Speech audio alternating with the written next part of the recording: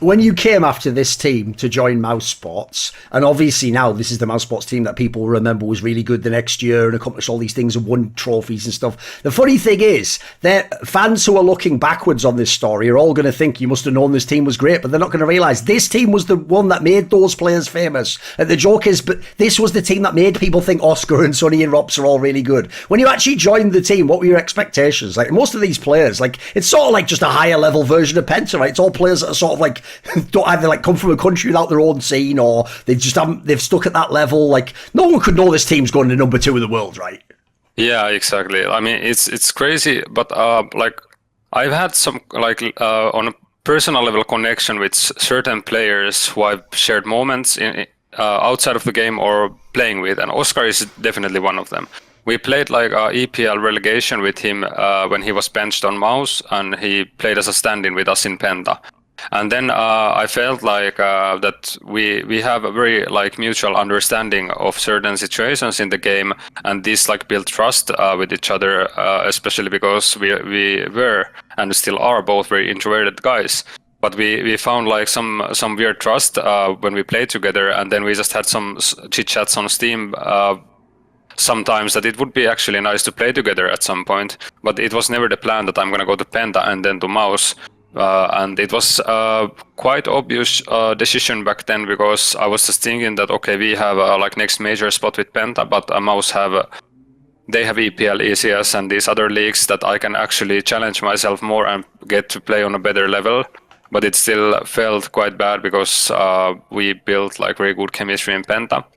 But the expectations were kind of weird, because I knew that at that moment when I'm gonna hop into like a bigger ship, I don't have any control, or like I don't have the trust before I prove myself, and I cannot affect like the gaming stuff what comes to this. So I was a bit of afraid that Mouse actually know what they're getting, because at the beginning I was put in like pure entry role that I'm just running and doing stuff, and this was definitely the opposite what I played in Penta. I was like the main lurk guy.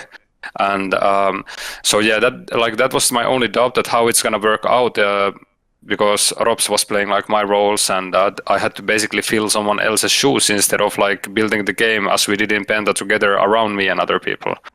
But yeah, I think that was the thing. But and then we only had like 4 or 5 days of practice before 3 tournaments. This DreamHack Masters where we bomb out in groups instantly, and then we somehow win this ESG Tour Mykonos, and then we would lose to Kogu on E-League, and it was quite like fun that we with 5 days of practice could beat like Gambit and all these teams in Greece in this ESG tournament.